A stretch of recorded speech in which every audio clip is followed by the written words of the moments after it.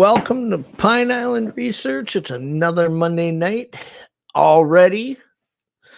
Commented last week on that. Man, I'll tell you what, 7 days goes by pretty darn quick when you're measuring it from show to show. It blows me away how fast a week can go by. But you guys are piling in the chat already, and I want you to know that I appreciate you being here. You got a lot of choices on a Monday night, and you chose to spend it with us, and we are happy that you did. It's been an interesting week. We've had some cold temperatures here. Still got all the snow, several feet of snow still. Was on my channel this afternoon doing just a fun little hangout show with some friends, and so some of you may have heard me mention it there, but I was laid up a little bit this weekend. Not only was I sick, the last half of last week, pretty bad cold, couldn't quit coughing, and all of a sudden here I started feeling a little better Friday night. So what do? I go out Saturday morning on the new snowmobile and flying across a meadow and smashed into a tree stump and a rock and let my left side of my ribs did a high five into my handlebars, and I cracked one of my left ribs. So now I've got the cold back, so every time I cough, it feels like I'm getting stabbed. So I'm just trying to not cough. I think the cold's going away. I'm starting to feel a little bit better, but I've had a couple friends that heard about what happened message me, and I appreciate those messages. But so here we go, Monday night. Let's see here. We've got 38 people watching so far in chat. We had our quarterly report with Untold Radio, and we were going over the numbers for this second quarter. So we've been doing this for 6 months now, which blows me away because it doesn't seem like it's been that long already. But one of the things we discussed was growth, obviously. And man, I'll tell you what, it blows me away how fast we're growing this. Our podcast reach is gotten way huge. It's a lot bigger than our YouTube reach, obviously. We've got around 2,200 people is all on our subs for YouTube so far, and that's growing pretty good.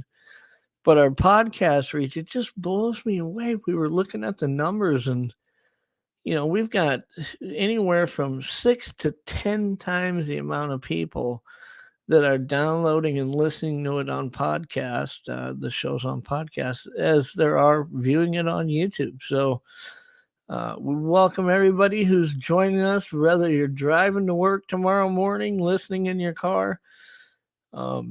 Feel free to check us out on YouTube. Some of our shows, a lot of times we'll have a guest on and we'll be sharing pictures or we'll be talking about a video. And I know that's frustrating in podcasts because you don't have that visual, but you can always go back and look us up, Untold Radio Network on YouTube. When you get there, you can click the playlist. You'll find that there are 8 shows here, and one of them is Pine Island Research, which is my show every Monday night, 9 p.m. Eastern. But you can go back and watch the past episodes. So if you heard it on podcast, we were taught, like one time we had Timothy. He is a great artist, does the Hidden Bigfoot series. We kept talking about his paintings that he does. And, I just thought, man, that must have been a bummer to listen to that show on podcast because you didn't get to see all the pictures that we were looking at. So if you ever find yourself feeling that way on podcast, feel free to check us out on YouTube and go back and rewatch the show. Again, thanks everybody for showing up tonight. We've got a ton of them in there, and we're going to jump right into tonight's show. I'm excited. We've got Shane Corson from the Olympic Project here. He was scheduled to come on 2 weeks ago, and Man, I'll tell you what, it was about an hour before we were going live that Shane let me know that he had just gotten word that a close friend of his had passed away. And of course, as you can imagine, I mean, it'd be pretty tough to do a show at that point, and I didn't want him to do the show at that point. I wanted him to take some time and come back when he could join us again. And tonight works out, so here he is. Hey, Shane, how are you? I'm doing well, Jeff. Thanks for having me on here.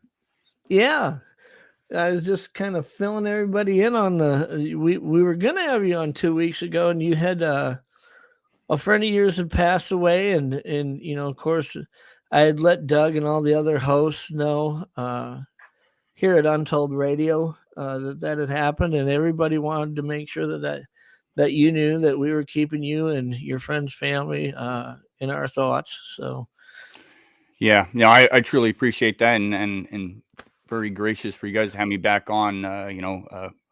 2 weeks later, but appreciate the thoughts and the sentiments. Yeah, no, I'm excited. I was excited to have you on, and there's so much to talk about. And we were talking a little bit backstage before we went on. The one thing people always say to me, "Hey, you should get this guy on, or you should get that guy on." And I've got the luxury of having Doug not only as a research partner, but as the head of Untold Radio. He's got probably more connections than any of us have in this industry. And he's always saying, "Hey, look, who do you want to have on? I can get." And I've kind of avoided some of these real popular big names, of course. I mean, you can imagine who I'm talking about. When you see the lineups at these conferences, it's the same 5 or 6 people, it seems like. And although I would enjoy conversations with them, if I'm going to interview somebody, I'm not going to ask somebody the same 100 questions they're normally asked in an interview. I don't think there's anything terribly interesting about that. Right. So, having you on, look, the Olympic project, there's a lot to talk about. We can talk about, when it got started, how it got started, where it's going now. Obviously, in 2015, that was kind of a crescendo for you guys with discovering the well, I shouldn't say discovering, because it wasn't you that discovered Right, it. It was right. a surveyor out there. But the discovery of the nests and kind of analyzing what you were looking at, what you had stumbled upon there, the preservation of it. I mean, that's not something that happens in a weekend or two. That went on for a long time. But the last couple of years, you guys have been kind of gone in a little bit different direction with some of the research that you're doing. I just thought it'd be interesting to kind of recap where you've been from then till now, and then we'll talk a little bit about where you guys are going here over the next couple of years. But let's back it up to the beginning. How did the Olympic project get launched?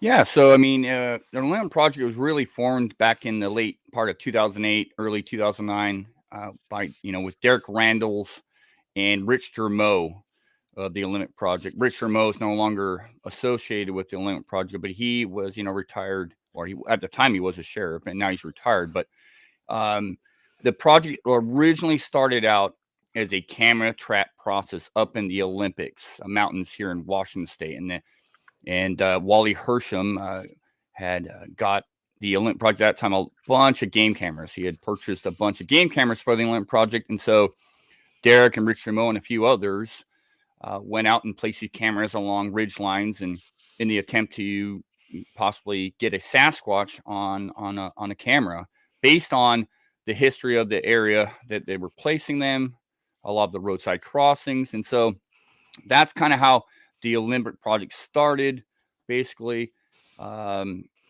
We've now, even from 2009, say, through 2012, that was kind of the goal, kind of the process. And then it got into more of, the camera work's still there. Some questionable photos, a lot of known wildlife, obviously, on the cameras, but let's move into data collection. And the data collection part, I didn't come into the Olympic project until the latter part of 2012, the beginning of 2013. But when I came into it, they were well on the road of collecting data, just whatever data they can get, whether it was, when the time of year sightings are happening, where they're happening, the seasons that they're happening in, and getting to know the animals in the area, collecting that data, everything from, wind, barometric pressure, all the little details. That's what really they were trying to start. And that really intrigued me. And so, that's basically how the Olympic project started, basically as a camera trap group of individuals. And then it kind of slowly went into data collection because they were finding tracks at that time. Not all the time. There were taking reports from sightings and witnesses and whatnot. So that's how it started. And eventually, Derek had been doing this for a long time. Rich Rameau had been doing it for quite a while. And they started building up a little core group and then a little membership. And like you mentioned earlier, eventually in 2015, May of 2015, this timber surveyor came across these ground nests. Yeah, that was, I think, if people weren't aware of the Olympic project prior to May of 2015, it definitely put it on people's maps. That's really what started becoming the talk on a lot of the different shows on YouTube, and really embedded its way into the conversations. And there were some things that really made it unique. It wasn't just one nest, it was several nests. They were the spacing, the elevation, the way they were created, and the way you guys documented that as far as trying to recreate them yourselves and see how long would it take and things like that. I found it interesting. When you look back on that, is there, well, first of all, I should ask, do you still have access to that area? Do you go back to that area often?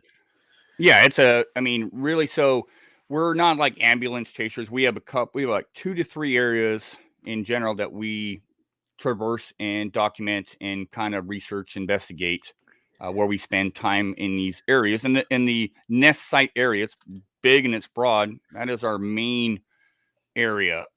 We're in there periodically. Right now, we're doing a lot of audio work in this area, working with Chris Spencer, and Rebecca Ann Slick and Todd Hale mainly. That's the little group that goes in there, and Derek Randall's. That's kind of what we're up to now in that area. But yes, we do venture back out to these areas. We do have access to this area and other areas, which really, with this timber company, we are very fortunate that they were intrigued by these ground nests to allow us a key to the gate. Well, this gate key opens up a lot of gates, not just this one area, but a lot of gates. So what we've been doing and what we're going to be doing going forward is searching other areas that kind of look similar, mimic this particular nest area. Whether it's, we're looking for like a western facing slope with a salmon bearing creek that is very pretty remote, a lot of huckleberry, evergreen huckleberry, a lot of salal, very thick, hard to get to, with little to no presence of humans going into these areas. And so that's what we've been doing, and that's what we're up to. But right now we still have a gate key, and we get in there anytime we want. And it's a true blessing to get in and out of these areas uninhibited and have access to these areas. Well, I think that was one of the most dynamic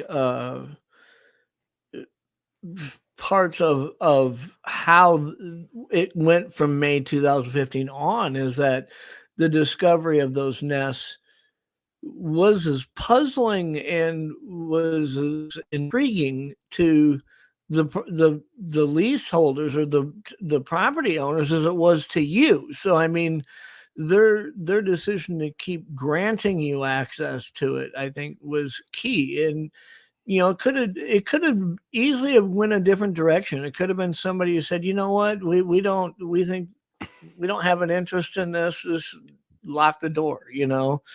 So yeah, I think that happens all the time, to be honest with you. I think that I mean, if these, there's many timber companies, and if they come across, it doesn't even have to be Sasquatch related, or even thought process goes through their minds. They have a job to do, and it could be a plethora of different things that they come across, but they have a job to do. At the end of the day, they have a job to do. They're not going to give access to people.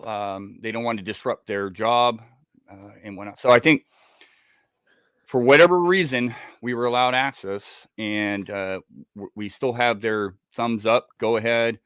And so, I mean, it is a unique thing. It really is a unique thing. And I'm still to this day floored by it. So you had mentioned Chris Spencer. Now, the interesting thing that I find about Chris is just how laser focused he gets on something when he starts pursuing a research method. And like last year, and maybe I got this wrong, but I think I heard that he had audio recordings or audio recorders out in those areas every day of the year. Well, yeah, he has multiple. I mean, he had them out 365 days. Yeah. 2021. We have been doing audio work in this area for a number of years. The only difference as to what Chris Spencer brought to the table and what we were doing at that time was that we were just recording periodically, a couple of days at a time when we're camping out there, or just when we're in the area, we drop them off, pick them up. You know, simple little Tascam DR05 or DR07 recorders. What Chris brought to the table with his ingenious and his gusto and all that was bringing out units that were at that time, 2020, 2021, units that would record for upwards of 3 weeks. Well, since then, especially going into 2021, Chris bought a couple of SM4 units, professional bioacoustical recorders that are very expensive, and recording every single night. And that's part of our LIMP Project Light study that we've done. Chris bets this stuff. I mean, literally, he's probably listening to the show right now or watching the show and betting audio. He's an absolute beast. But what the bigger picture to recording every night was capturing every known vocal, every known sound, and then getting into the unknown stuff. We have a study on our website where we that's been documented, every known animal, and there's a lot of detail in there. So anybody's curious about it, go to the limpproject.com site and look up one of the blogs in there, one of the newest blogs, and it opens up to this PDF file for the light study. Truly profound. I don't know anybody else out there that has recorded every night for a whole year. We're talking, from about 5 p.m. to 6 p.m. to 6, 7, 8 in the morning, and going through all that visually, not just listening to, but visually looking at the stuff on the spectrograph. It's pretty dang cool.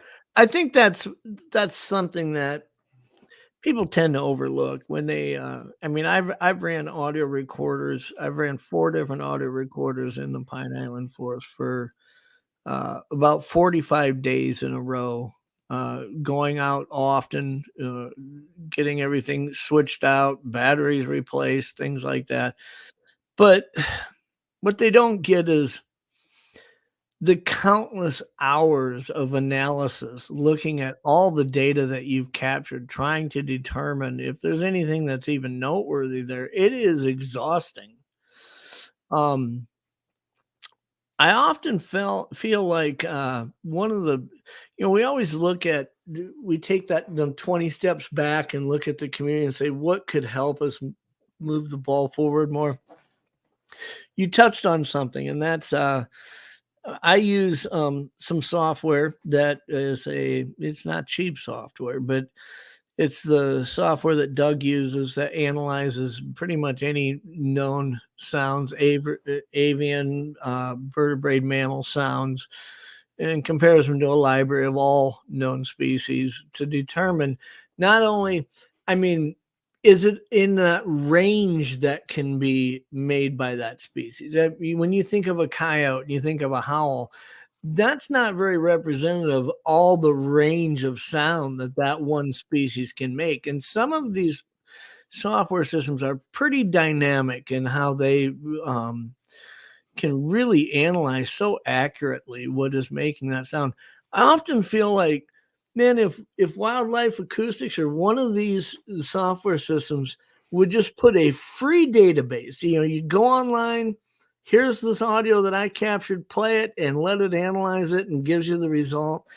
That would probably be more profound for the for our community than anything, because I think people really don't understand what the range of sound sounds like from different animals. You think you know what a bobcat sounds like, but when you hear every sound range that a bobcat can make, it blow you away, Yeah, yeah. I was gonna say, so I mean, one of the free, I mean, it doesn't analyze for you, but Macaulay Library of Sounds is one of those go-to libraries you can go to, and they have a gigantic library of known animal sounds, but they do not have every sound in there. I No, compare when you're recording audio out in the woods, and you hear something odd. Well, I compare it to, say you're walking downstairs and one of your children left a bunch of Legos on the ground and you step on them or you stub your toe and you'll make sounds you weren't even aware you can make.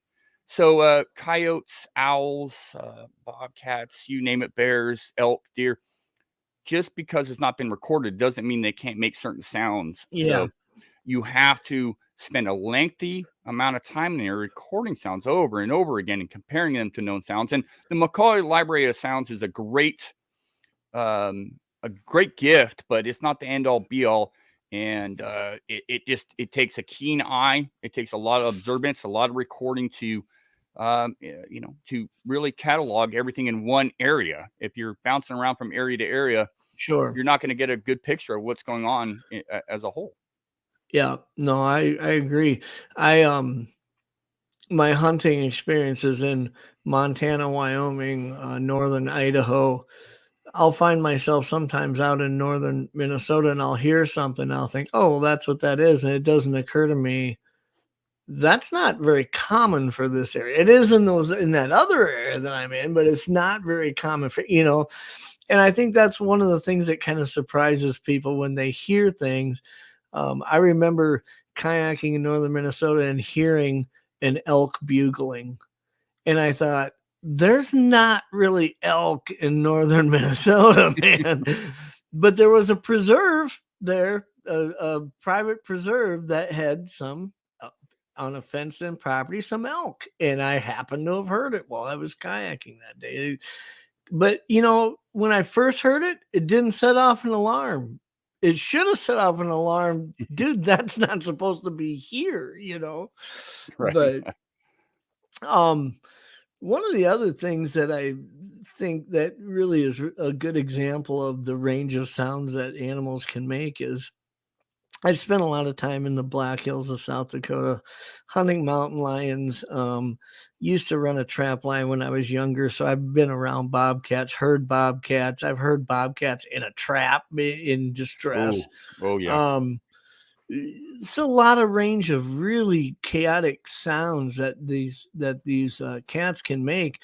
But one time I was way up in northern Minnesota, and in the dark heard a lynx. And the first time I heard it, it was so unsettling because lynx are not as heavy as mountain lions. They're really quite light compared. Most mountain lions, adult males, will range up close to 200 pounds, and a lynx is probably 50 pounds. Maybe 60 if you really fatten them up. But the depth and the duration that they can hold one of their howls, I mean, it will make you crawl right out of your skin when you hear it. Didn't know what it was the very first time I heard it. Once I discovered what it was, I was intrigued because they aren't real common in northern Minnesota, but they are up there. And the second time I heard it, even though it probably sounded just as scary as the first, it just that comfort of understanding what it was that I was hearing didn't freak me out.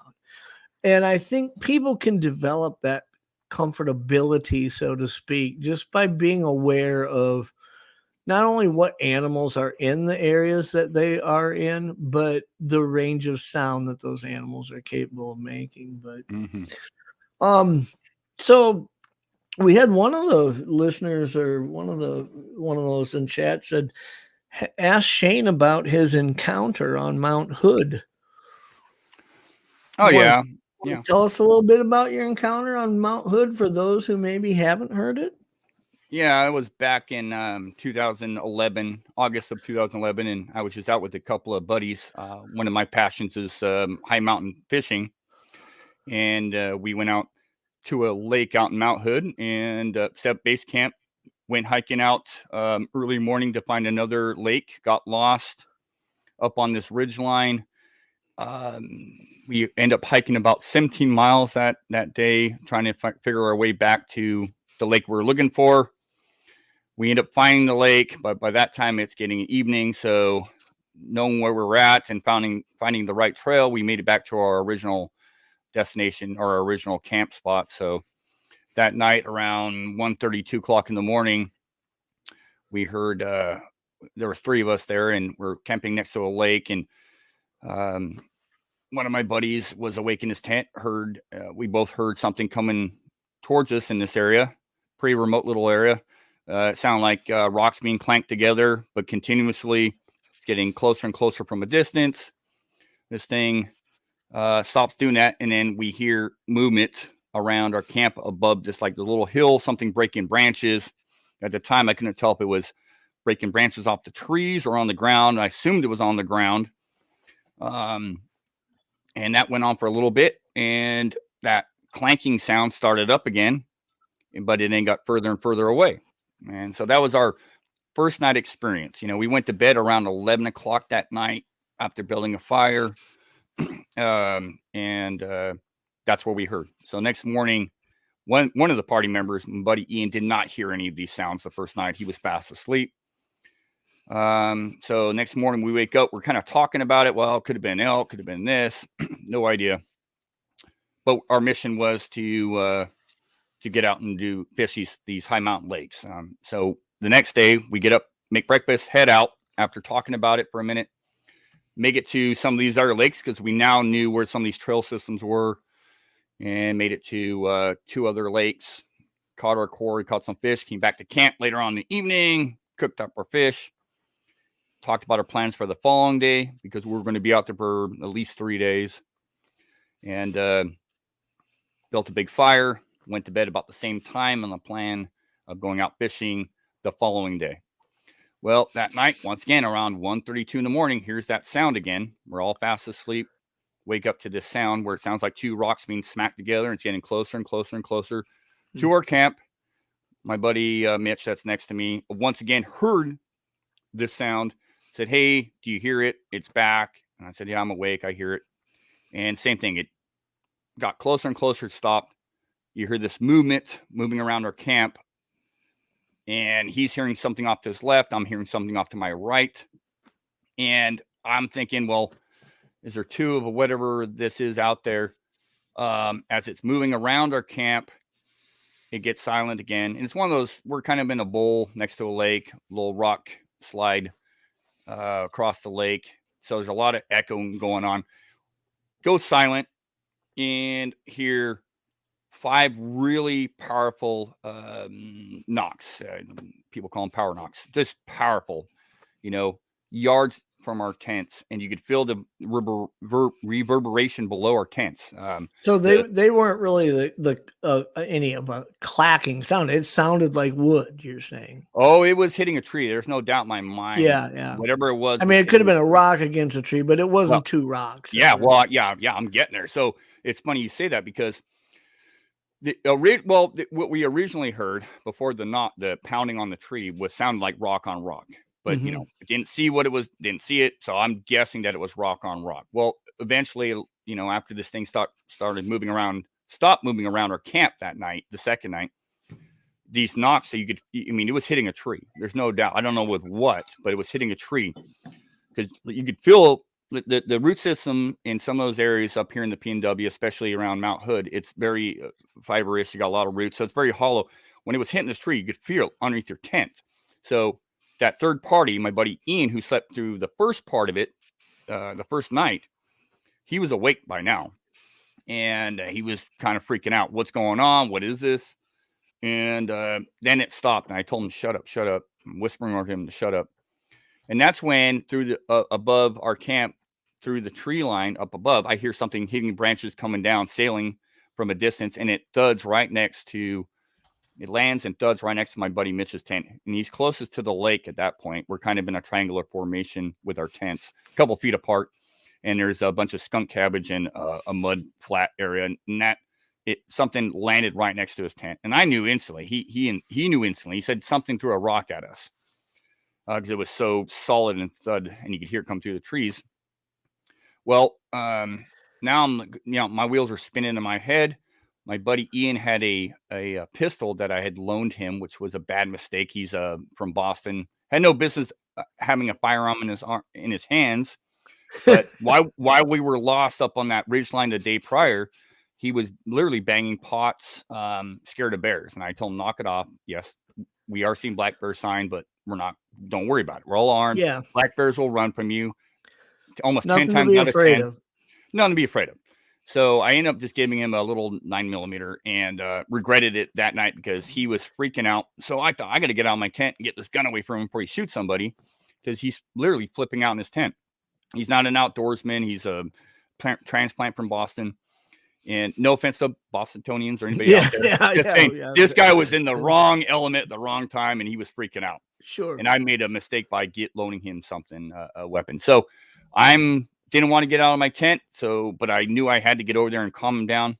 I was literally like, God, don't let me see anything out there. And, at that time, I unzipped my tent. I'm looking around. I didn't see anything at first. And then almost directly in front of me, behind a very large Douglas fir, I see something swaying back and forth. And what I saw was a hand, an arm, and a shoulder, and a head pop out every once in a while. Kind of this motion, back and forth. The hand would stay on the tree, and the shoulder would pop out with the head. And I'm looking at this thing going, oh crap. Sat there in silence. And this thing eventually just dropped its arm down to its side. It turned around and walked up this little game trail and disappeared. By this time, everybody was just really quiet in their tents. I didn't hear anything. I sat there for a while. I eventually just zipped my tent up and sat there. And then nobody said anything after that. It was just dead quiet. Nobody knew I had seen anything at that point in time, but I think everybody was waiting for something else to happen. It never did. That was it. When daylight hit, as soon as daylight hit, we pretty much collectively collected up our camp and hiked out. Everybody was spooked. Everybody was scared. And we didn't talk about it pretty much the whole way home. It wasn't until a little bit later that we actually discussed it. My buddy Ian, I don't think he's ever been back to the woods. I haven't talked to him in a number of years. But that was my experience. What that did for me was solidify Sasquatch exists. On what I saw, this thing was massive. And there's a lot to this story. I have described it before, but yeah, it was very scary at the time for me. It made me. And I was into Sasquatch. Don't get me wrong. I wasn't doing anything Sasquatch related out there. I look back. Yeah, we were chopping firewood. Could that sound like a knock? Mm-hmm. We did get lost up in this ridgeline. And I think that meant, I think that has something to do why we had this 2-night experience. Because I don't know of many reports where people have a 2-night experience. Usually it's a 1-night thing and they get out or they see something or whatever have you. But this was a 2-night experience where this thing or things came back. I only saw the one. So yeah, that's the little of the story. Well, it's interesting because it's a 2-night thing. The what I guess if I was going to compare that to something would be Doug's son Blaine, his time that he was up on Angleworm Lake up in the Boundary Waters. They hiked in over 20 miles into Angleworm Lake at the time was his girlfriend. And he set audio recorders out, and it was amazing. Not only the wood knocks they captured, but the clacking, the rock against rock. And it was, what I found interesting was, it's not all forceful loud. Some of it was really, kind of just a soft little clap. Subtle. Like, Yeah. they really seem to use that as a way to communicate. And then it got to a point where it was picking up rocks and throwing them right into the lake. I mean, huge ones. And I don't know if you ever heard of Blaine's audio recordings or not, but they're on Untold Radio Network. Anybody listening on podcasts or anybody here in our chat that want to check them out, they're on my old channel too. I have them on Pine Island Research on YouTube, but I believe Doug and Alex did a show on it on Untold Radio Network, where if you look in the library of shows, there are the audio recordings from Angleworm Lake.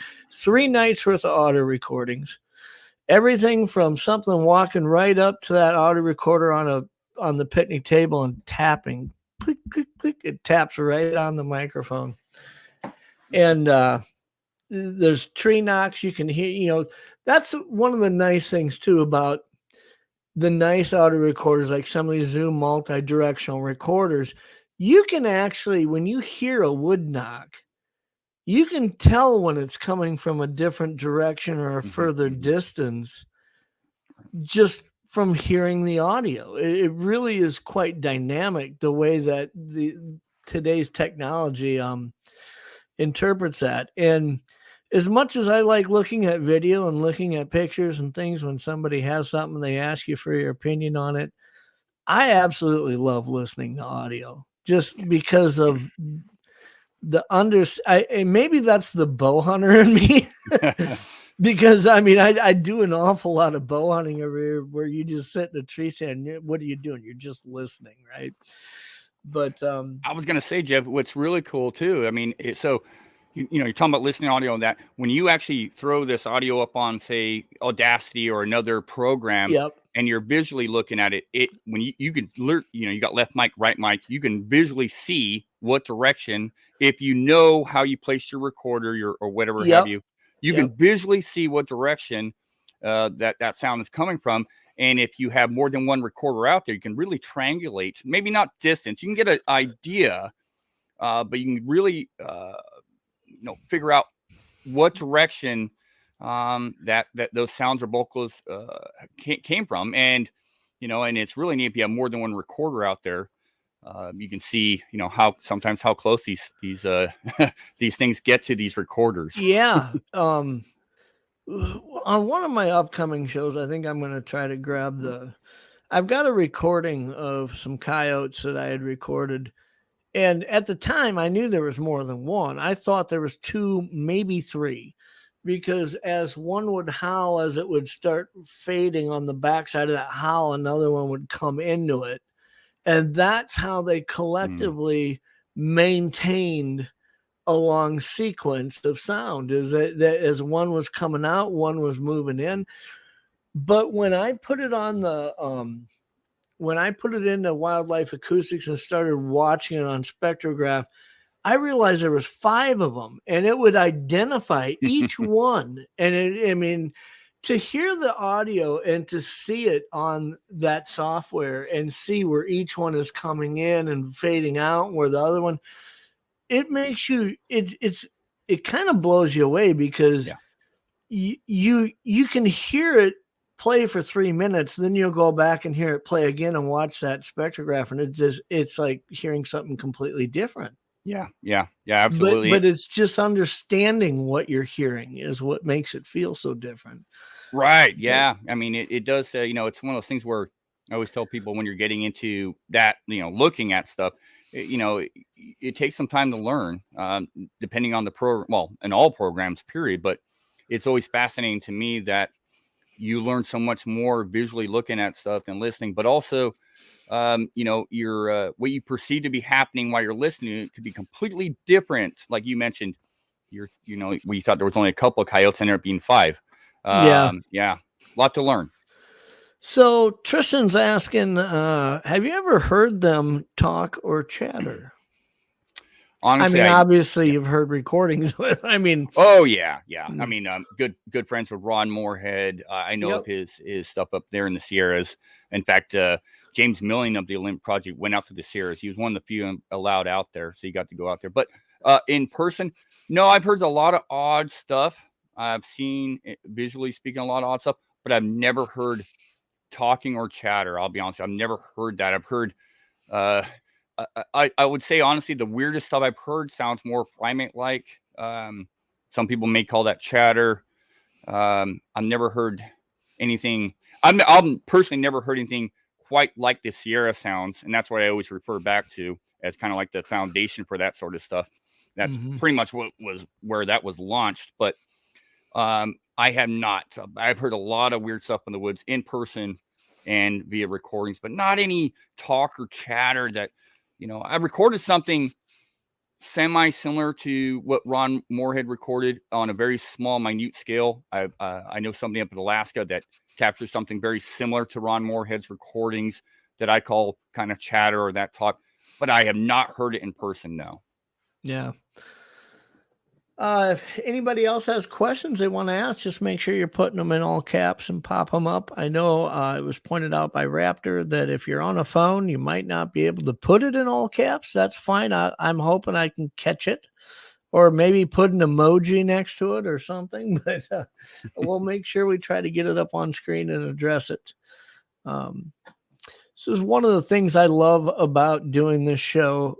Is when we have a guest on, I want it to be interactive. I want people who are in chat to feel that they're part of the conversation. So, Mike Casey asks, are there any recent nest finds, or is there any new developments when it comes to that? Yeah, good question. So, 2015, there was 7 found within a short span of time, within a couple of days. And then from there on out, when I was allowed out there, we eventually discovered 23 nests, not in one spot, over several hundred yards, over multiple fingers or plateaus coming off this ridge line. It wasn't until the late February of 2020, that Todd Hill and I discovered a brand new nest in the making. Almost got eyes on the subject. We heard it. First, we thought it was a black bear.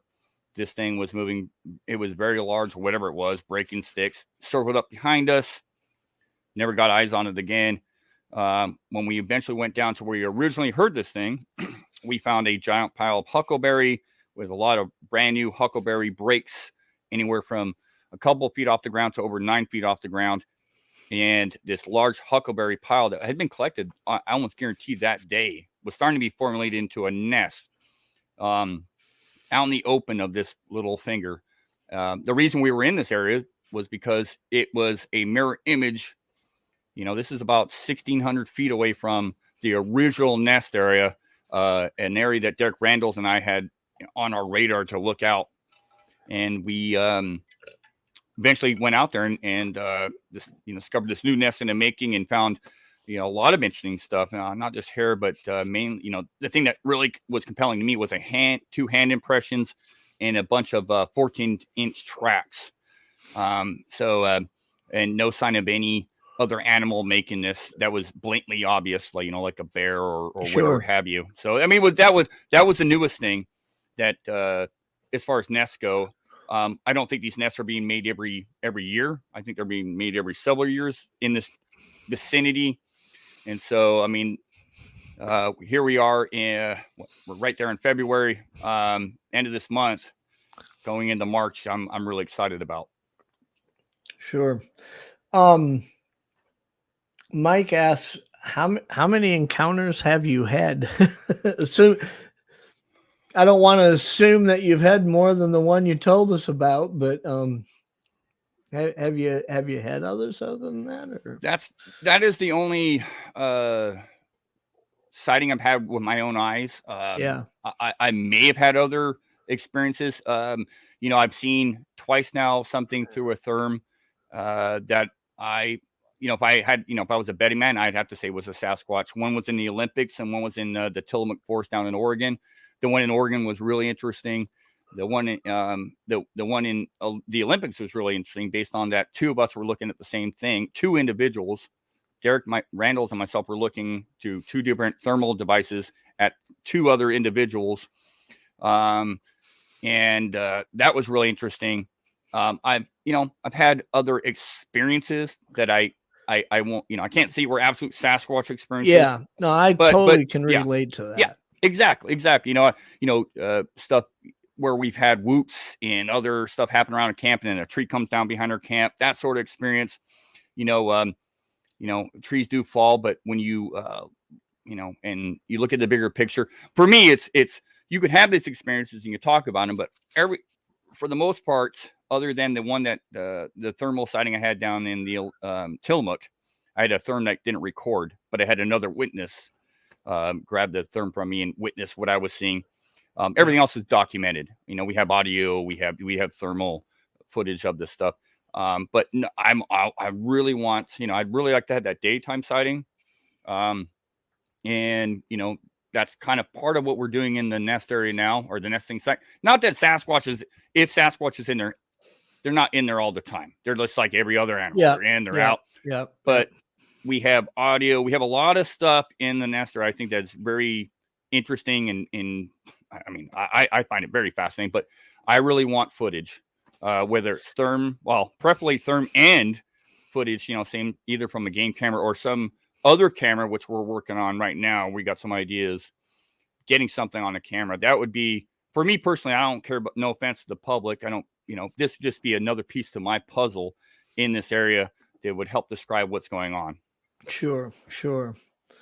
No, I can totally relate to, I think back on my encounter, when people say, well, how many encounters have you had?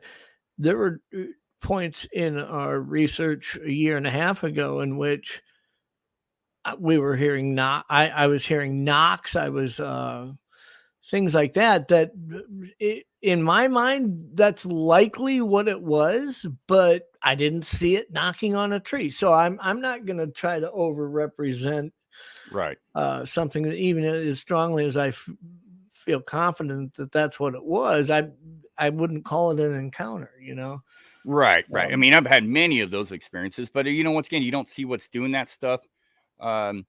It's all about vetting, there's been times where we're out in the woods and you think you hear a knock and you find out it's a tree, expanding or popping. It's all about doing your due diligence to figure out what the heck is making that sound.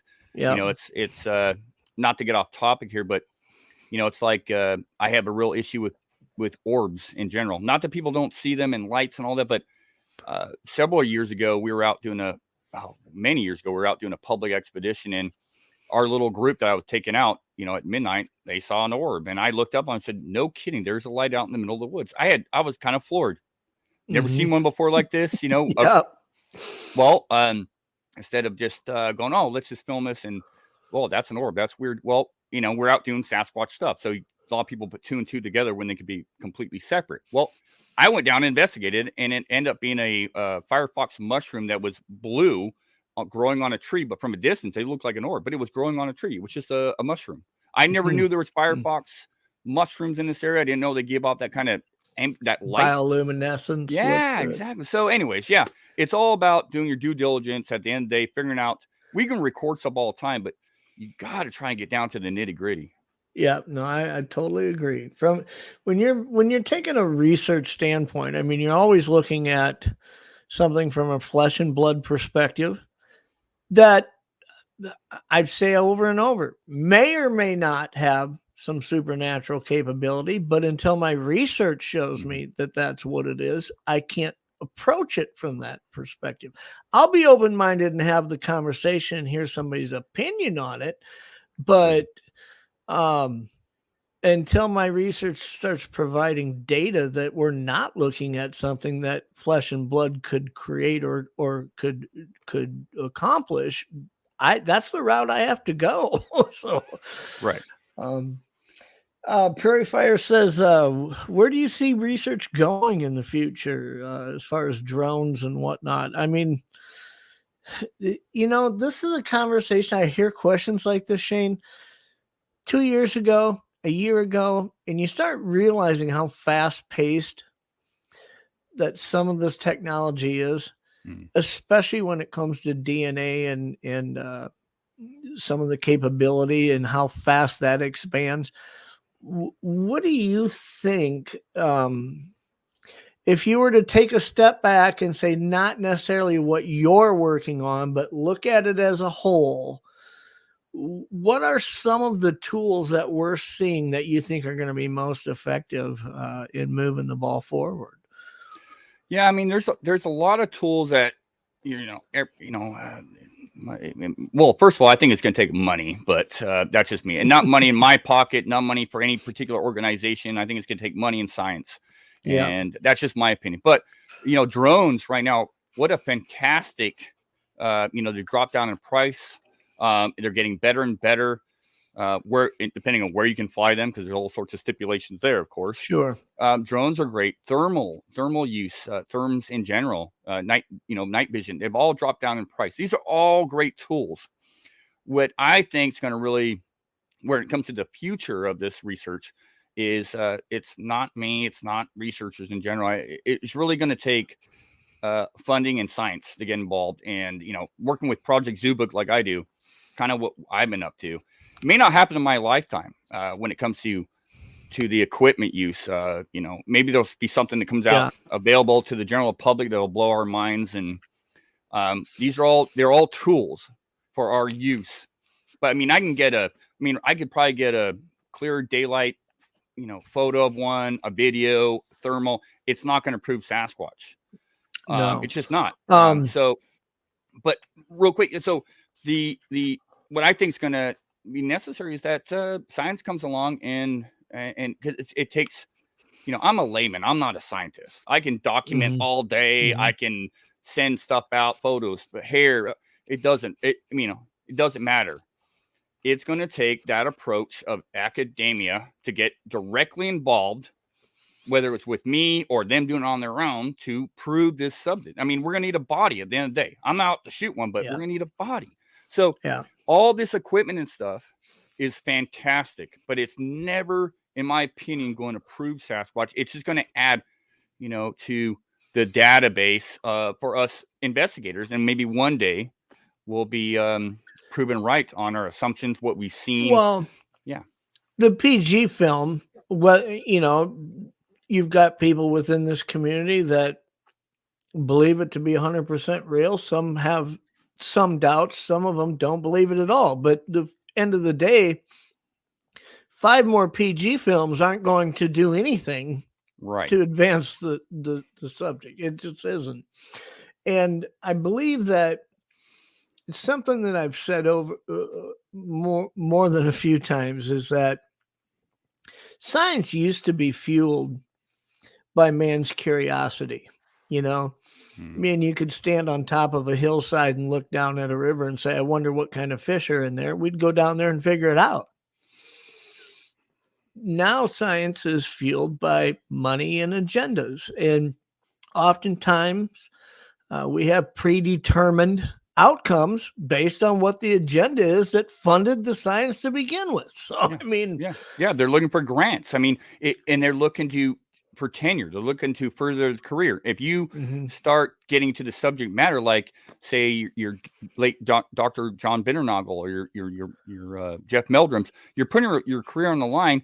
You will get some funding and probably not a whole lot of funding at all, but it's a brutal thing. But I always say to people, I say, well, nobody was born a scientist. Science is based on observation. That is the most fundamental thing when it comes to science, is observation.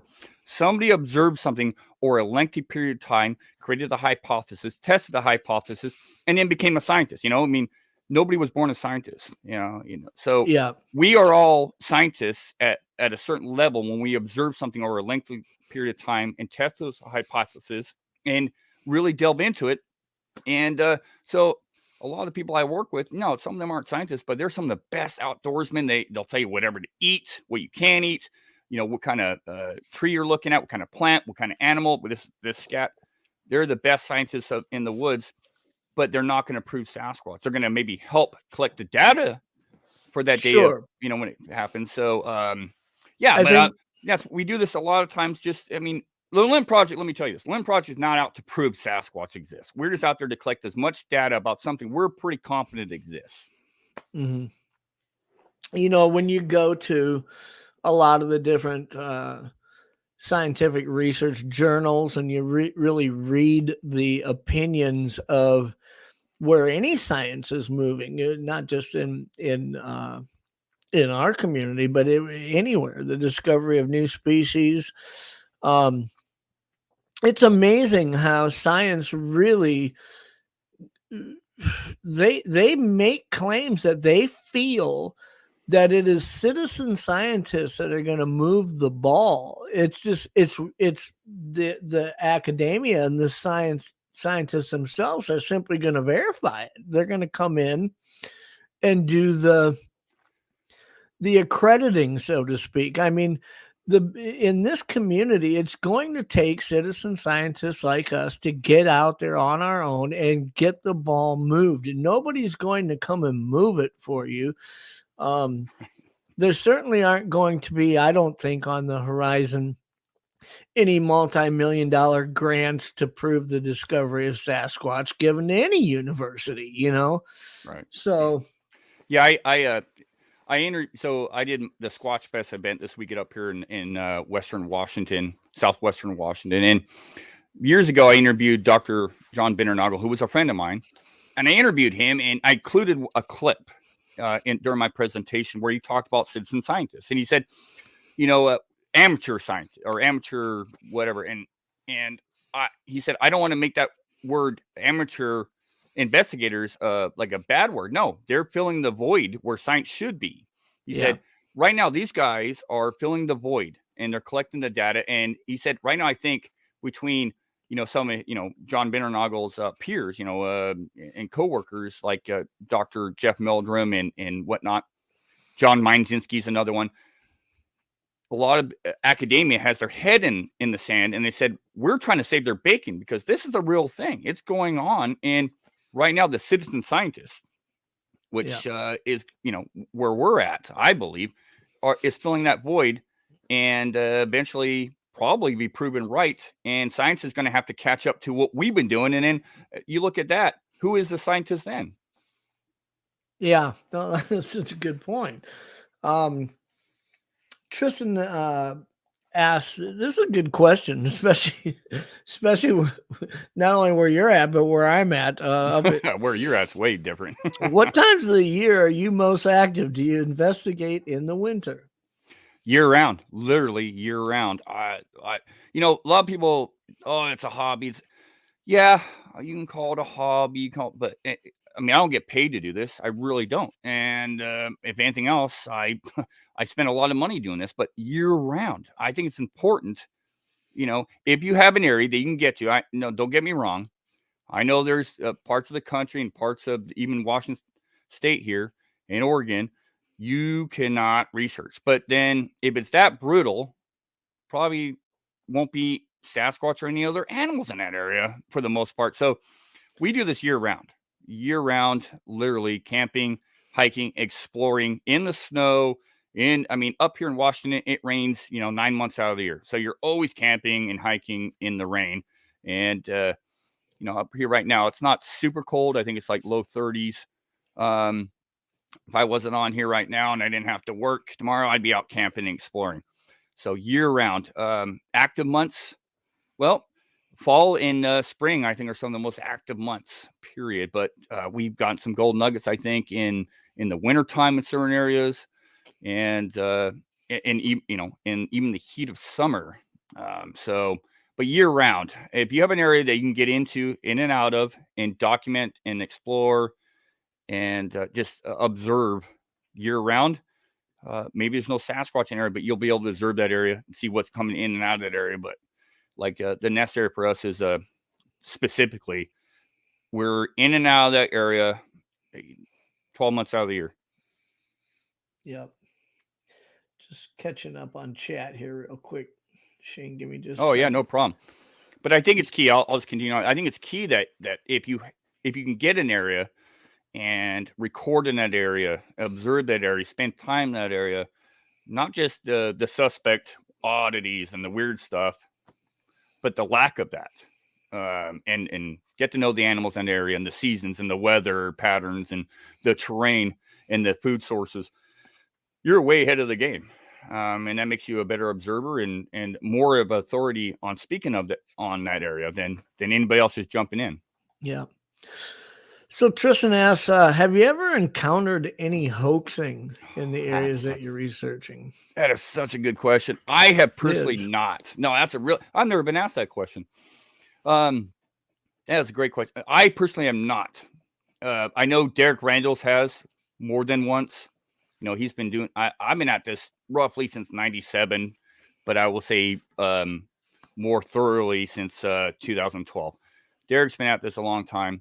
He's encountered a lot of hoaxes. I know, talked to Cliff Barrickman a lot of times about all the hoaxes he's encountered. You know, it's funny. There's certain individuals on your social media sites that claim to be all these, authorities on stuff, and they're some of the biggest hoaxers out there. Period. It is pretty nuts. So I'll tell you what. I've seen hoaxes online. I've talked to hoaxers who claim to be this and that, and I won't name names. They'll get exposed eventually on their own. I don't need to do that. I just don't care. Mm-hmm. But where we work right now in some areas, it is nearly like not gonna lie, nearly impossible. We've been very careful and adamant, and very. We have ways of observing things that we know nobody's hoaxing us. I've just never come across. I don't come across a whole lot of track impressions. They're rare. Vocals. I will say there was years ago, there was on one of our expeditions, somebody tried to hoax us. But, you know, the Inland Project, when we do these expeditions, we never promise anything because chances are nothing's going to happen. But we did have someone try to hoax us, and I immediately knew we were trying to be, someone was trying to hoax us. So we do catch this stuff when it happens. I just never seen like a fake track in person. So anyways, I hope that answers your question. Chris brings up a good. Yeah. So this time of year is my favorite to be out when we're not working. Fewer knuckleheads in the woods. That's true. Yeah. I think that's one of the things too with me is I've been asked before, have I found anybody hoaxing anything in the areas I research? And I tell you, it's not just the fact that it is so remote where I was doing my research a year and a half ago, that project, but simply there just wasn't a lot of human sign of anything out there. I mean, I picked those spots to start looking at for a reason, and that's so that even in the tourist seasons of July and August, there weren't going to be anybody around those areas, Right. And so that's, I think if you were really, and if I was going to go and, like, I think of Matt from Central Florida Bigfoot and stuff in the Green Swamp in the Tampa area and, things like that. Not that it's easy to get into it. It's pretty inhospitable territory that he's going into. But it's a little bit of it's not so vast. It's not just a pinpoint somewhere. And there's a lot of people around that maybe go and look at that area other than you. And so the chances of running into something like that maybe would be far greater than some of the areas we find ourselves in, Yeah, one thing I love to look for when we're out is trash. I was out 2 weeks ago with Derek Randall and a buddy, and we were doing a couple of nights out in a remote area, a new ravine we were checking out, and I just love the fact that we didn't find any trash. Trash is a pure sign of human. Yep. No, I hear you. No, and I agree that also that, Amy had said she agreed that winter is one of her favorite times of year. I love going out into the Pine Island forest and up in the Boundary Water areas this time of year, but not just because the fact that it's even more remote than it would be in the summer, but there are certain things that really make it different. And I'm not talking about snow cover and easy to track and things like that, because I think that they likely are capable to predict and use that to their advantage. Meaning, if every week or so you're going to get an additional 4, 5, 6 inches of snow up here, that night before, that day before a snow cover, I think they sense that. They can tell that, they can sense the atmospheric changes, they know it's going to snow. Therefore, they probably go out and harvest a deer at that time, or they go out and forage at that time, knowing that in 8 to 10 hours, those footprints are going to be covered up, Well, Jeff, And you're a so, hunter. You're a hunter, right? So you know yeah, that a deer can sense a storm coming, and they know when to hunker down and go deep, or come out and yeah. feed, or I hunt as well, and so Sasquatch must be capable of that. Being able to use that predictable nature and look at something like that. I mean, I often talk about, if you just put me in an area that I'm not even familiar with and said, how would you start researching this area? I approach it the same as I do archery hunting deer. I want to find A, B, and C. A, where's the food source? B, where's the bedding source? And C, where do they get water? If you can draw 3 lines or 3 points, you've developed travel corridors right there to where your deer hunting opportunities have increased. And if you can do that based on deer, you've now identified the forage routes, or the most ambushable or attackable forage routes for what they're likely sustaining themselves on in these cold climate areas this time of year. It's just the way that you approach it. You've got to start somewhere. I mean, you could get an opportunity like you guys had, where a surveyor finds something and says, "Hey, start here, guys." Right? Yeah. But for the most part, when you're going out, you've got to start somewhere. I mean, you just walking down trails with a camera.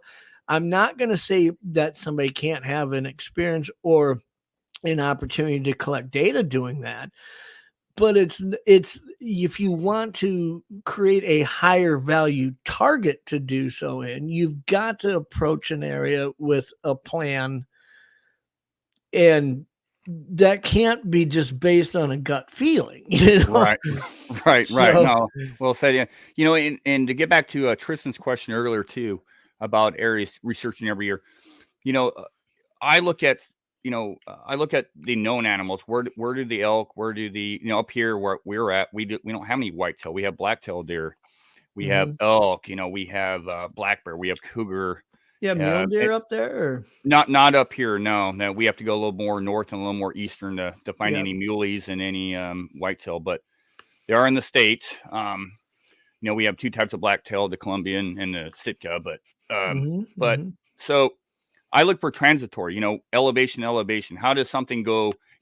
We're surrounded by water up here where I live, and the Olympics is surrounded by water. You got the Puget Sound, and you wrap around up to the Juan de Fuca and all that. So we have surrounded by water, and you can go from elevation where it's a lot of snow down to the coast in a short period of time, relatively speaking, and be out of that really inclement weather and have a whole different ecosystem really quick. And that's what you'll find, just like most animals, not even just in Washington, in most states, where they follow the food sources and the weather.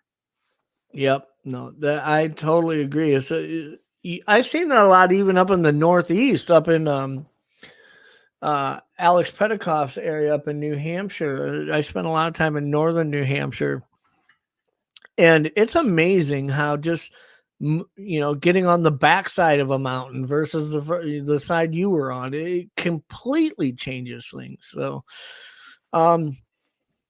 Faster Man says, Shane, how big do you think they grow to, and what is the largest track you have personally seen? I have my thoughts on how big they get to, and once again, I mean, with a lot of stuff I say, I could be wrong on stuff. I don't mind saying I'm not the end all be all. I don't say I don't even claim to know everything. I have my ideas, my thoughts. I don't, when people talk about 10 to 12 footers, I have a hard time with that. Once again, some people claim to have seen that. I have not. So I just, I think generally, people are really horrible at guesstimating or estimating how tall something is, especially without reference, or if they don't go back and check to see how tall that thing was with a, a measuring tape or whatever have you.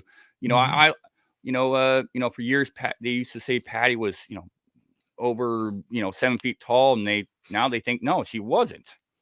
Yeah, Six, I've 6'3". seen so many different, and it's interesting because when it comes to Patty, you see so many different guesstimations, but then also every one of them has an explanation as to why they arrive at that, and it's just crazy.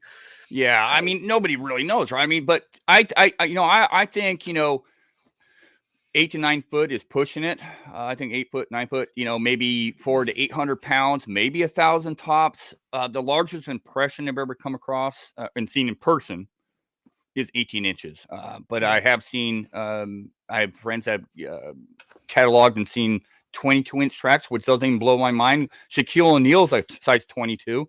So why couldn't a large Sasquatch not be a 22 easily? Well, my experience that I had when I was 18 years old, when I saw one up close, and then had an opportunity to see it a second time, about 10 to 12 minutes later, walk out onto the beach. I was with two of my friends, and to this day, I estimate it to be somewhere between 9.5, 10 foot tall. And that's the first time. Had I only had that first moment to really try to analyze it, I could say that maybe I was wrong. Maybe I just totally got that wrong. But that second time when it walked out onto the gravel bar, and we were about 70 yards away in a boat at that point watching it,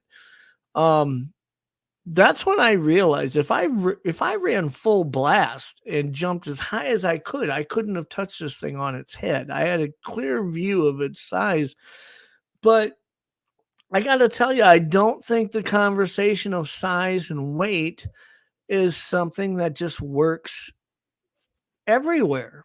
No. And I say that because, and I brought this up before on the show. Let's use different mammals, different vertebrate mammals as an example. I used to live in Alabama and Georgia when I was in the military. I've shot deer down there. A 7-year-old mature whitetail buck probably weighs about 185, 190 maybe pounds. Up here, the same species, the same deer at 7 years old will be 280, 290 pounds. That's 40% bigger. Mm-hmm. Now, you've got what it would take to survive in that climate and in that environment in Georgia versus what it would take, let's say, in northern Saskatchewan or British Columbia. We're at 0 degrees and 30-mile-an-hour wind for 4 months, 5 months a year. The caloric intake, the metabolic burn, all of that has to factor in. It would take a larger specimen to probably withstand that colder climate year round. So when I hear encounters, it kind of makes sense. When you hear people describe what they saw to somebody like Larry Batson while he's drawing pictures of it, they describe it as southern encounters. 8 foot tall is about as tall as you hear of. Maybe 650, 700 pounds. Mm-hmm. And then you hear reports in the extreme north of, it was 9 foot tall. It was 10 foot tall. It was 1,000 pounds. I think that naturally that may make sense just because we see that in other animals, Oh, yeah. I mean, the further you go north, the larger the animals get. I mean, look, you got polar bears. I mean, a black bear up in Alaska is significantly larger than a black bear found in Georgia, So, yeah, no, that makes sense. I've done enough interviews over the years where people get size and estimation wrong. But there have been some really good observers. I mean, policemen, you name it. That I'm like, okay, maybe you did see a 9, 10 footer. I don't know. Like I said, I think the majority of sightings are just a little bit smaller because when you see something you don't know exists and all of a sudden it's there, and it's just a monster. It's huge. Yeah. So yeah, but well, I think that's common for most people. I would say that your average person would probably get a C- or worse when it comes to judging size and distance. I can't believe how many people, when you just to walk up to somebody and say, "How far do you think that is away from me?" And you point to something that's 50 yards away, and they're like, "Oh, it's like 40 feet." It's like you're not even close, dude. I mean, Right. it's amazing how many people just don't have, and maybe that just seems crazy to me because, like you, as a hunter, I mean, I'm measuring everything in yards. I mean, I'm looking across the field, going, that's about 320 to 350 yards to that Yeah. far fence line. I mean, and you just kind of figure it out. You get used to it to where when you check it with the rangefinder, you say, "Oh, I was off a little bit." Next Right. time you look across the field, you're going to be off by even less and even less and even less. Mhm. And you just get better at it. Most people just don't have that experience of gauging size. Then also, I think for when somebody sees something that has a human appearance, or at least human characteristics of a Mm. bipedal, you think of the shock value that comes in there. Can you imagine? And I've said this on the show before too, but if you grew up in an Aboriginal tribe where everybody was 5 foot tall and Shaquille O'Neal walks into camp, you Oh yeah. wouldn't think he's a human. You No. wouldn't. You'd look at him and say, That's not a human." No. No. Exactly. Yeah. Exactly. So, a lot of it is just reference. What do you have to reference it? And a lot of people don't have a good library of reference in their life when it comes to guesstimating size of something, But I was just checking to see if we had any other questions that I may have missed. And if I did, I apologize, folks. I'm not a. You'd think after 6 months of moving my show here to Untold Radio Network, I'd get even better and better at this. I don't feel like I get better and better at finding, watching the chat and finding the questions and pulling them up. But a lot of folks in the crowd tonight, and man, I see a lot of associates of yours with the Olympic Project. We got Chris Spencer's in the crowd. We got Amy Booz here. I love Yeah, these guys. They, we support each other, and we're always there for each other and listen to each other. So, I mean, that's one thing about the Olympic Project I'm very proud of. Yeah, at the end of the day, we have fun at what we do. We enjoy what we do. We're all kind of like-minded. We have the same goals, the same passions. We have lives, we have jobs, but we're all friends, and that's I think super important. One thing I hate about research organizations, whether they're Sasquatch related or not, they break up over egos, over differing opinions, and you'll never see that happen in the Olympic Project because we're too like-minded. We're all friends. We're practically family. We have fun with what we do, and we support each other. So, sure. And there's no egos. There's no egos here. We don't claim to be the best group out there. Oh, I'm Shane Corson. I'm the best researcher on this planet. I know where. No, I don't. And I look up to a lot of people out there that know more than me. I'm not the smartest man on planet Earth. I'm far, and I don't know everything about Sasquatch. I think I know a few things. It does blow me away how some folks really do fracture these relationships over some fairly minimal things. I mean, I look at the people that I've developed relationships with, that I work alongside of, and we can get knocked down dragouts. You can call my mother whatever you want, and I might get really mad about it, but tomorrow we'll have a beer and we'll move on. I mean, I might draw the line with the mother thing. I might knock you out. No, I'm just kidding. But it just blows me away how instead of focusing on that 90% that we have in common, we're going to take that 10% that we disagree on and we're going to poison the crap out of each other with it. I don't get one, I don't understand what the motive to do that would be. And two, when you look at how that doesn't move the ball forward, it does not work in the advancement of any efforts in what we're trying to accomplish. What would be the point? What would be the value in even considering doing it? But yet you see it happening all the time. Yeah. Well, if I can real quick. So, I take this, I mean, as much as I'm a goofy guy and I joke around, I take this subject matter very serious, but knowing that I may not prove anything, but I find it, I take it very serious. I mean, there's not a day goes by that I'm not doing something Sasquatch related. One of the things that really, I won't say irks me, but I see thrown at me all the time, especially on social media, is that, oh, Shane Corson speaking at a conference, or these guys are speaking at a conference and they're getting paid to do this, and they want the limelight, and they got, all this stuff, and I think, man, wow, what a sad life these people have commenting on that. No, I'm passionate about this stuff, just as passionate about somebody that's about football, about hunting. You see anybody that's a really good hunter on, like, say, Meat Eater, for example, a great podcast, but you see anybody go on there and go, oh, they're in it for the wrong reasons. They're in it for this or that. No, they're passionate about hunting. Like, people are passionate about football. Yeah. People are passionate about NASCAR. People are passionate about ballroom dancing. I'm passionate about Sasquatch. I've never asked, and none of my peers have ever asked to speak at a conference or a symposium or join a podcast. I'm always invited to do so. And when I have a platform to talk about something I'm really passionate about and love, I'm going to do it. I'm going to take that. Sure. I don't get making money off this. I'm just passionate about it. So my passion is talking about the Sasquatch subject. John Bindernagel, for example, the late Dr. John Bindernagel, who's a hero of mine, laid his career on the line more than I will ever lay on the line. Yeah. And, he got belittled all the time. And if he could take the heat, then I will. But also, sure, if I can stand on his shoulders and build upon his work, as many others can, then I'm going to do that, because Sasquatch is legitimate. It's real.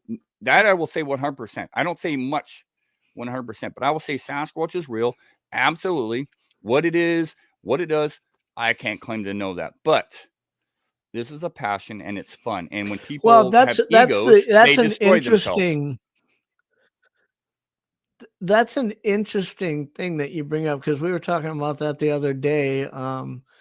Me and Joe Schneider and Jay Fritz, who all three of us had encounters. We were talking about our encounters, and it was the idea that this isn't elective surgery for me anymore. I mean, to be honest with you, if I would have never have had an encounter, I don't know that I would be doing this. You look at some of the things that happen in this community and say, I got better things to do, right?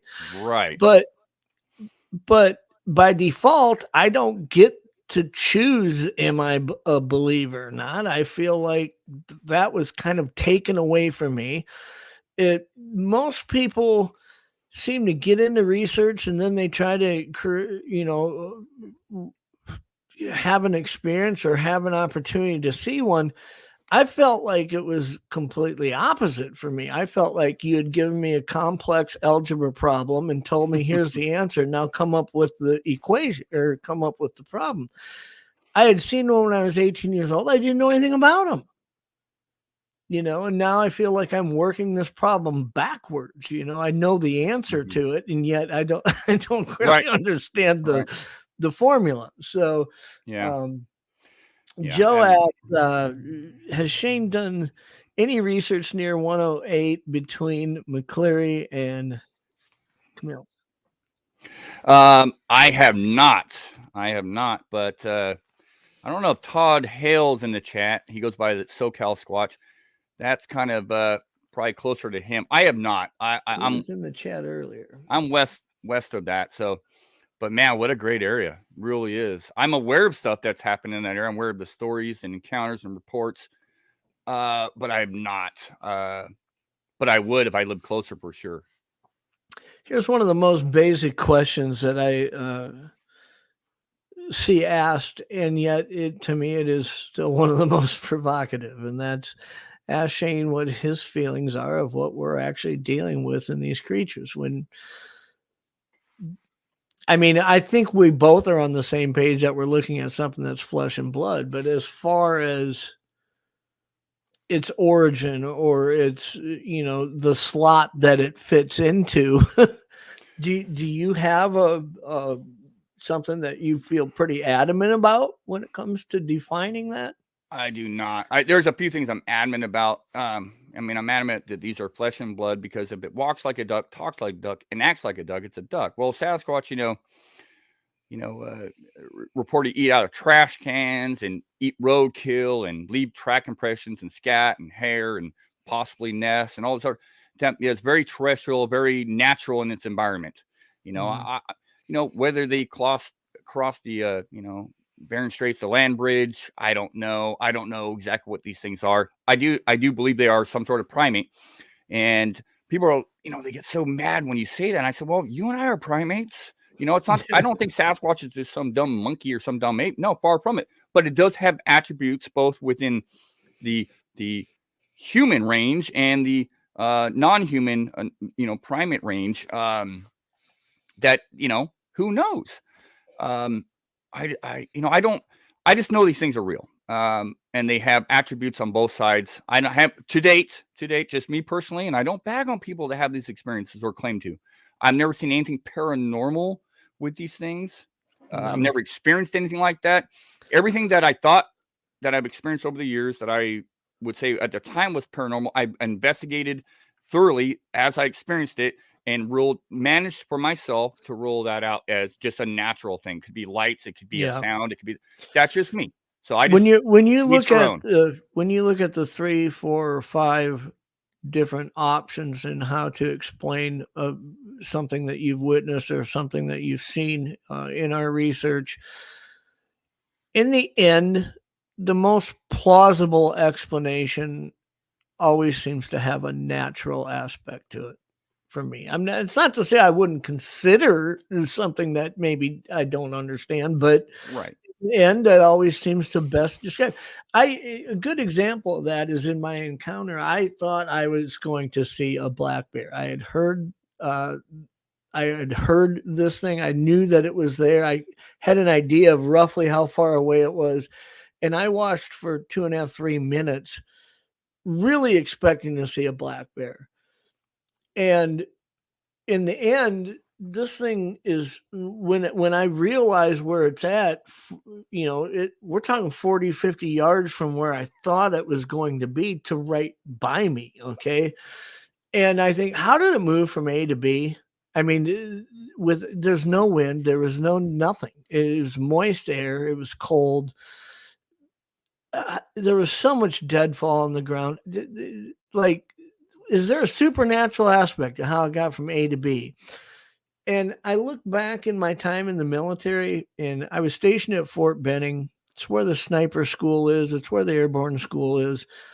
And I started realizing what a recruit or a soldier who's been in 1 year, let's say, how they move through the forest and the stealthiness that they can employ versus somebody who's done it 13, 14 years.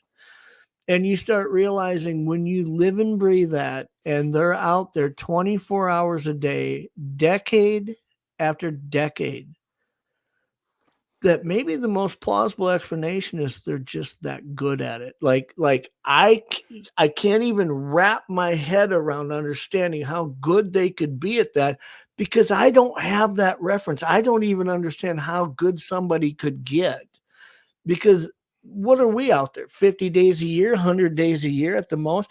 These things live out there every hour, Yeah. So when you take your kid to ball practice, or I'm help my kid with algebra, they're teaching their kid how to be stealthy and unseen.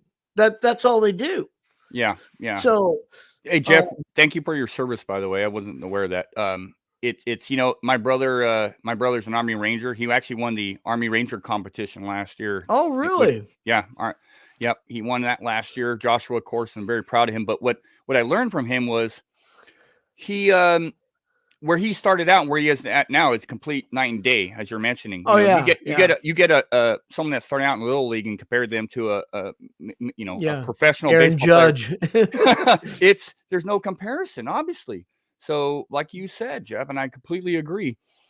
These things live in the woods. They're experts. They're ninjas of the woods. Look at the deer. I mean, black-tailed deer. I hunt black-tailed deer. They're some of the hardest deer to hunt. They call them the ghosts of the woods because you see them and they disappear and you don't even hear them leave. and they've been going through the nastiest, thickest stuff, and you don't see them leave, or you don't even see Yeah. them pop. They just appear, and it's a freaking deer. Imagine something that's that much smarter and that much more on point with, it's been living and thriving in these areas and smaller in number. I mean, it doesn't even blow my mind. I think we as a species, humans, are very arrogant as to what we think we know and what we suspect, when a lot of times, we're just completely wrong. We don't give these things enough enough kudos. I agree. Joe brings up an interesting. I haven't actually seen this question before. So, Shane's thought on Sasquatch breeding. Does he believe it's yearly? Like you would see, deer and other mammals, or is it more cyclical, like every 5 years, or is maybe there isn't an annual. It's an interesting conversation, because I think when you look at deer, let's say, well, deer are going to come in heat, and there's going to be a rut period, and once that's over, you wait the rest of the year for it. Humans, not the case. So, no, we could be almost like rabbits, not quite, but yeah. Yeah. It's either one of two things for me. Either, well, I do believe Sasquatch is small in number, so either they're just not bumping into, the males are not bumping into enough females at the right age on both sides. Or what I personally believe, if it's something, say it's more the breed, like what orangutans do. They give birth every 6 to 8 years. They're nomadic. They kind of stick to themselves. I kind of look at Sasquatch that way. And so if that's the case, and say, just for example, say the nests are Sasquatch related, and say the nests are made every couple of years, every 5 years or so, which kind of right now seems to be the case of what we're finding, then that would make sense. The nests are made for a breeding purpose, possibly. But I do believe they're more on I don't believe Sasquatch gives birth every year. That's just my opinion. But I could go that maybe they're, once again, they're small number, and they're just not, bumping into each other enough that I don't mean bumping in that sense, but finding each other and mating enough. Sure. But, if you look at most sightings around the country in general, they're of males, or large males, small males. You do see sightings where there's females and little ones, but they're way more rare. You see what people would describe as a large male. Well, where's the females? Where's the little ones? The males are possibly like orangutans do, kind of circle the areas, look for mates, have maybe their little harems, like bonobos and chimpanzees and gorillas do. That may be the case. I love this question, though, because I don't know the answer, but it's fun to think about. It is fun to think about, because we've had these discussions before on how a clan or a family or whatever however you want to label a group of them would survive, and how they must survive. They need to work together. They need to fulfill different roles. They depend on each other. There may be an alpha who is in charge, and although there are other males who are of that age where they could breed, maybe they're not allowed to breed, and maybe that's why they would move somewhere else, trying to find stock that they could breed with. There's so many things you could speculate, and variables that you could introduce to that conversation, that it does make it interesting. Orangutans are really cool because, I love talking about orangutans because they're my favorite great ape species. But so, like, the male, especially the dominant male in an area, will let out a long, almost Ohio howl call, and that basically let the females know in the area that he's coming through, and telling the other males to back off. Well, a large orangutan male, a dominant male, will grow these big phalanges, on the cheek. But if he's in the area, it actually stunts the growth of the other males in that area. That's scientifically proven. All that. So I think there's a lot of correlations, a lot of differences. Don't get me wrong, but it's just fun when you look at known species and kind of compare some of the similarities to those, whether it's human or great ape. Man, what a rabbit hole. Yeah. And in that discussion, you start becoming aware that maybe there is a motive as to why they would move out of an area or a long distance. I'm aware of how far a mountain lion will travel when is no longer, it's not the alpha and it's a juvenile male and it's trying to find its own territory. We're talking hundreds and hundreds and hundreds of miles. Mhm. And so you start thinking, why would a Sasquatch go from A to B if it had food where it was? Well, it maybe needed something other than what it could find there, Exactly. Yeah. Yeah. But yeah, no, I've been reading along in the chat at the conversations going, man, I'll tell you what, this might be one of the most interesting chat conversations and flow. I wish I could see it. I'm not. Well, I'm always, this is what's interesting is I'll go back and watch a show, Shane. I'll watch one of my shows over again because you can tell when you got a good guess, somebody who that people are finding interesting, because typically the chat will really mimic the discussion that's being had. I mean, they're having the parallel discussion in time with what we're talking about. And that's been happening all night. I mean, I've had it before where me and you could be sitting here talking about something in chat. They're talking about the baseball game and who made what for dinner, So, well, don't do the show on Super Bowl then. Might get dropped. Yeah. But yeah, if anybody else has any questions, we'll get them in before we end the evening here. You can quick put them in all caps. I appreciate it. John says, yeah, Sasquatch was thinking with the other head. Let's see here. That's the After Hour show. Yeah. No, I don't think I've missed. I don't want to say. Oh, I did miss one question. Let me see if I kept it up here or not. Yeah, Tristan had asked, Shane, have you ever found what you thought was possible Bigfoot scat? Yes. Actually, not too far away from the nest area, there was a large pile of scat found. It was bagged up by, I think, John Pickering. I think it's still in his freezer. Other than that, no. I've come across some very odd scat piles. I've been sent odd scat piles. I've been sent photos of odd scat piles.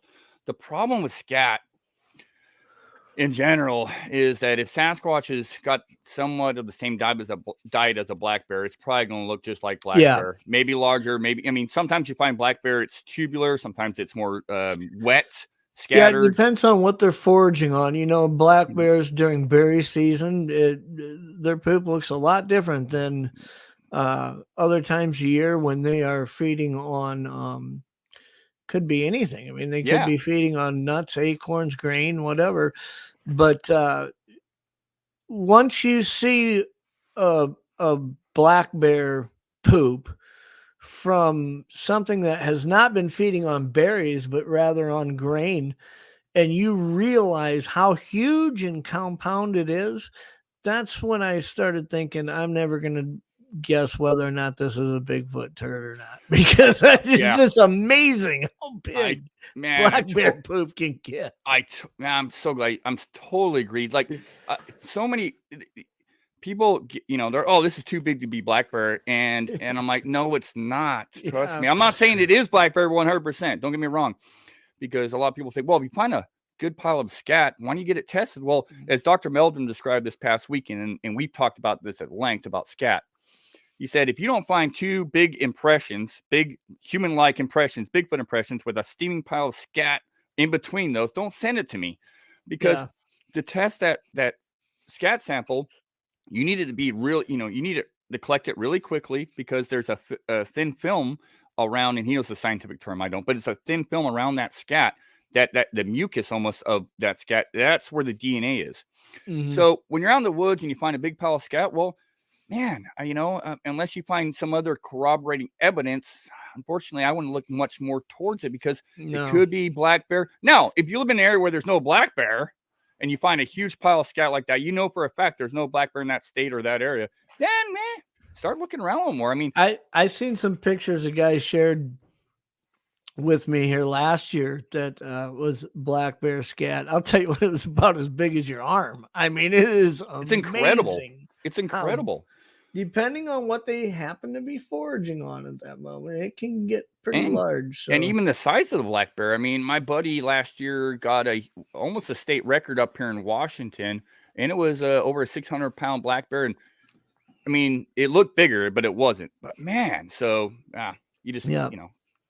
So Tim Halloran, the author of Bigfoot Influences, asks, what's the Olympic project goals for 2023? Is it really focused on the audio recording efforts, or are there other things you guys are going to be working on? Or well, hello, Tim.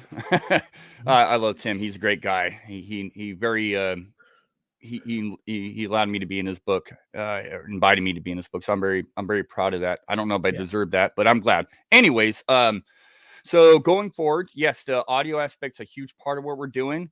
I would say the other thing to that, and maybe even bigger this year, is we're really going to focus on camera work. Not so much game cameras. We always like game cameras. I don't think Sasquatch necessarily. I think they make mistakes, but we're going to try some new experiments with different types of cameras, non-IR related cameras, smaller cameras, focusing on a few key areas where we think we may have a good opportunity to get something on camera, and even more so specifically along riverbeds and creeks.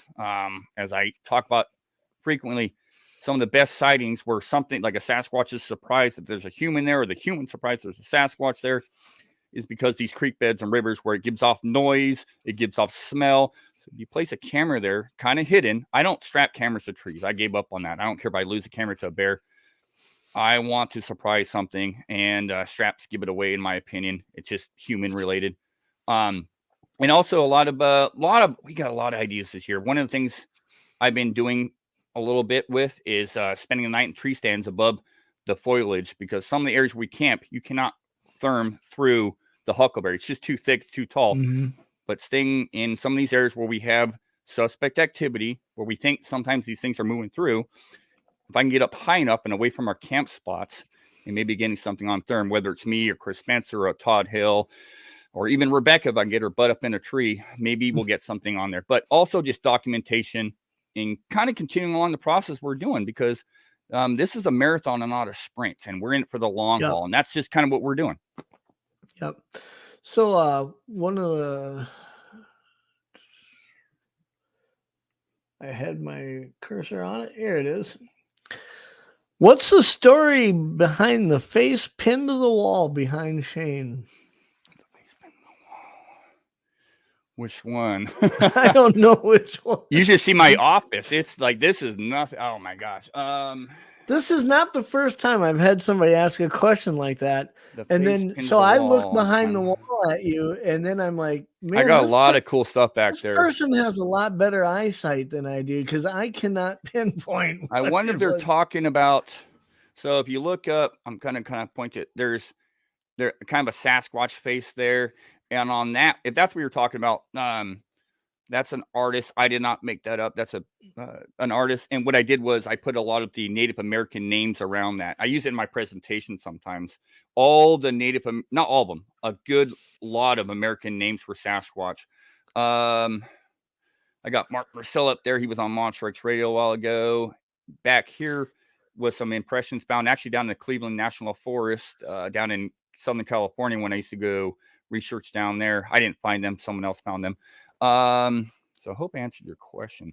One of these days, I need to do one of these shows from my, actually it's called, not my office, my game room. It's kind of a shrine to the all things Sasquatchery. The Squatch Cave. The Squatch Cave. It really is. It's pretty cool. No, I agree though on your opinion of Tim. Tim's a great guy. Fantastic. Did a good job on that book.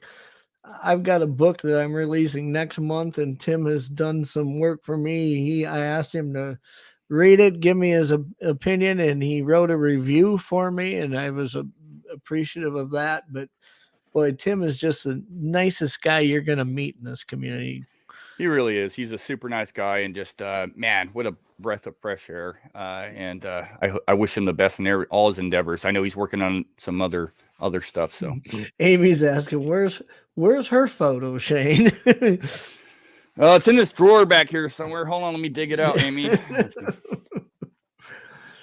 Well, I tell you what, Shane, I appreciate you being on the show tonight, and I appreciate everybody in chat who's made this such an interactive experience and taken the time to ask your questions and comment on the things we were talking about. Hopefully you found the discussion interesting. I'd love to have you back sometime. I think it'd be fun to have you and Chris and Amy, or a few of you back, and maybe talk a little bit more about not so much what you guys are maybe doing at that moment, but a lot of the things me and you talked about tonight. What's your opinion on this? What's your thought on this? I love having those discussions with a group. I've had Amy on my show tonight. We've talked about things like that, but to get you and Amy and Chris all in one group, and then allowing the chat to really ask their questions on what your thoughts are and your opinions. I just love the direction that shows like that tend to go. Absolutely, especially those two are both smarter than I, so I would just I'd probably sit back and ask them questions. So yeah, I probably would too. I'd be asking Amy more questions than anybody, but she's a smart cookie. I appreciate any chance I get to visit with her. So, but no, I appreciate you coming on the show, Shane. It was an honor having you on. And again, thoughts out to your friend's family, your friend who you lost. For those who are just tuning in, we were going to have Shane originally on 2 weeks ago, and weren't able to do that. He had a friend of his passed away, so we rescheduled it for tonight, and worked out good. I think the timing worked out good. I love the discussion that we had, and it was really fun having you on. Oh, Jeff, the pleasure was mine, and really happy to be here. And thanks for again giving me a platform to talk about something I love, and for the great questions, both from you and from your chat room. And man, I just thank you so much. I appreciate it. You bet. Well, thank you so much, Shane. If you want to hang out a little bit, I'll talk to you backstage here in just a moment. You bet. Well, like I said earlier, you guys had a lot of choices on how you're going to spend your Monday night, and you chose to spend it with us. And I'm not blind to the fact that you had other choices, and I appreciate you guys showing up here. Had so many people watch. Honestly, I may have set a record tonight. I think at one point there was 80 some people watching live.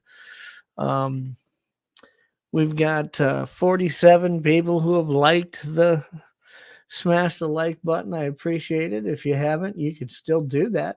If it's your first time here, feel free to subscribe to the channel, turn on your notifications. We do our show every night here. I do my show every Monday night, 9 p.m. Eastern, Pine Island Research. We have other shows on throughout the week.